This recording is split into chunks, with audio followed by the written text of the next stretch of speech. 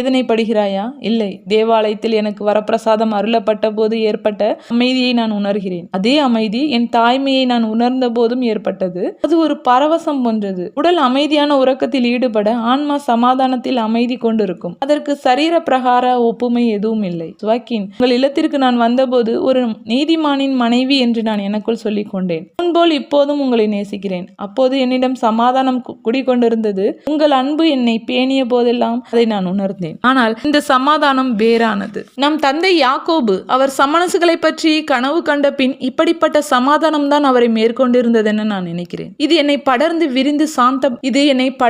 விரிந்து சாந்தப்படுத்தி ஆற்றுவது போல் இருக்கிறது. இதைவிட ராஃபேல் சமணசு தோபிகளுக்கு தோன்றிய பின் அவர்கள் பெற்ற ஆனந்த சமாதானம் என்பது அதிக பொருத்தமாயிருக்கும். நான் இந்த உணர்தலுக்கு என்னையே உட்படுத்தினால் அது மேலும் மேலும் வலுவடைந்து எனக்கு மகிழ்ச்சியூட்டுகிறது. அப்போது நான் நீல வானவெளிக்குள் உயர செல்வது போல் இருக்கிறது. காரணம் எதுவும் எனக்கு தெரியாது. ஆனால் இந்த அமைதியான மகிழ்ச்சி எனக்கு இருப்பதால் என் இருதயத்தில் ஒரு பாடல் வருகிறது. முந்தைய தோபியாசின் பாடல். அது இந்த நேரத்திற்கென எழுதப்பட்டதென நினைக்கிறேன். இந்த மகிழ்ச்சிக்கென அதை நான் பெற்றுக்கொள்கிற இஸ்ரேலின் நாட்டிற்காக, பாவியான ஜெருசலேம் இப்போது மன்னிக்கப்பட்டதற்காக ஒரு தாயின் மதிமயக்கத்தை கேலி செய்யாதீர்கள். நான் அதை சொல்கிறேன். உன் நன்மைகளில் எல்லாம் ஆண்டவரை வாழ்த்துவாயாக.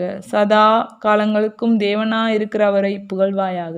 அவர் தம் கூடாரத்தை உன்னிடத்தில் மீண்டும் கட்டும்படியாக. தோபியாஸ் 13:12. ஜெருசலேமில் மெய்யங்கடவுளின் கூடாரத்தை மீண்டும் கட்டுவது இதோ பிறக்கப் போகிற இந்த பிள்ளையாய்தான் இருக்கும் என்று நான் நினைக்கிறேன். மேலும் என்னுடைய பிள்ளையின் வருங்காலமே தீர்க்க தரிசனமாய் கூறப்பட்டதே ஒழிய அந்த பட்டணத்தை பற்றியல்ல என்றும் நான் நினைக்கிறேன். அதை அந்த பாடல் இப்படி சொல்கிறது. நீ காந்தியாய் ஒளிவிடுவாய். பூமியில் உள்ள சனங்கள் அனைத்தும் உன்னை வணங்குவர். தூரத்திலிருந்து அவர்கள் உன்னிடம் வருவார்கள். தானங்களை கொண்டு வந்து உன்னில் தேவனை தொழுவார்கள். உன் பூமியை புனித பூமி என்பார்கள். உன்னில் மகா நாமத்தை பிரார்த்திப்பார்கள். நீ உன் மக்களில் மகிழ்ச்சி அடைவாய். ஏனெனில் அவர்கள் எல்லோரும் ஆசீர்வதிக்கப்பட்டு தேவனில் ஒன்றுபடுவார்கள். உன்னை நேசிக்கிறவர்களும் உன் சமாதானத்தின் நிமித்தம் சந்தோஷிக்கிற யாவரும் பாக்கியவான்களாம். தோபியாஸ் 13:13-18. இவ்வார்த்தைகளை சொல்லும்போது அன்னம்மாளின் முகம் நிறம் மாறுகிறது. நிலவொளியில் இருந்து ஏதோ கொண்டு வரப்பட்டது போல அவள் பிரகாசம் அடைகிறாள். அந்த பிரகாசம் நெருப்பின் சுவாலையிலிருந்து வருவது போல் இருக்கிறது. பின் அது மறுபடியும் நிலாவின் வெண்ணொளி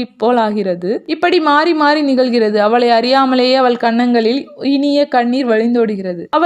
அவள் ஆனந்தம் அடைந்து புன்னகை புரிகிறாள். அப்படியே சுவாக்கினுக்கும் தன் உறவினர்களுக்கும் நடுவில் வீட்டை நோக்கி வருகிறாள். அவர்கள் இதையெல்லாம் கேட்டு உணர்ச்சி வசம் அடைந்து மௌனமாகிறார்கள். அவர்கள் வேகமாய் வருகிறார்கள். ஏனென்றால் ஒரு பலத்த காற்றினால் மேகங்கள் வானத்தில் ஒன்று திரட்டப்படுகின்றன. மேட்டு நிலம் இருளடைகின்றது. புயலின் எச்சரிப்பால் அது நடுங்குகின்றது. வீட்டின் புகுவாயிலுக்கு வரவும் ஒரு மின்னல் வீசும் முதல் இடி முழக்கமும் பெரும் முரசுகளைப் போல் உருமுகின்றன.